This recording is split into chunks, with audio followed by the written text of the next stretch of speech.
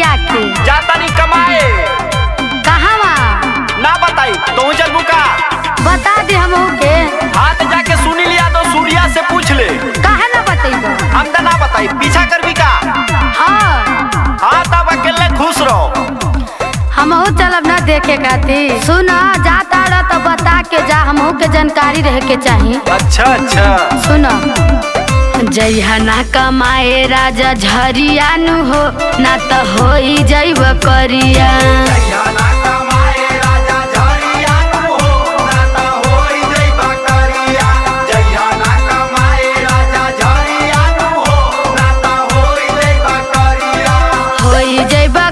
बात मान ये सवरिया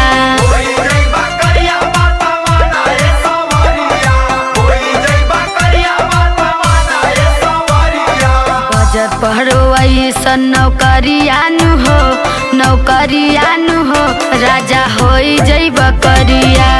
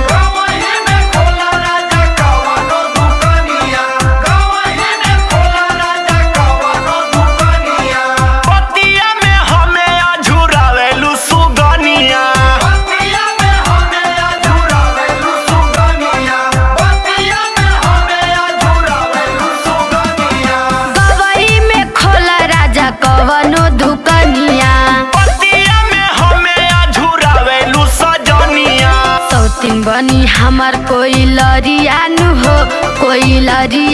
हो पिया हो जइब करिया।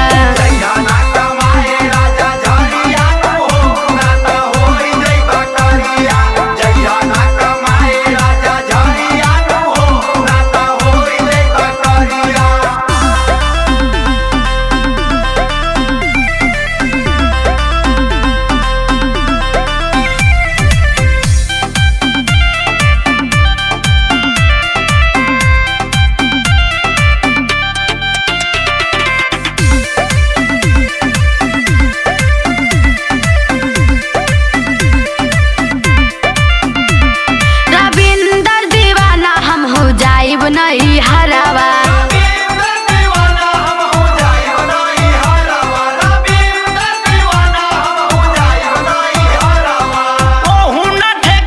सबसे करैलू झगड़ावा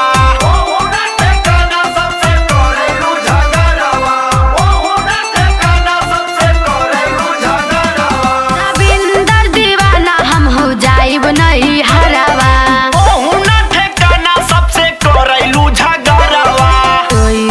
भीगी है चुनरियानु हो राजा हो जइब करिया।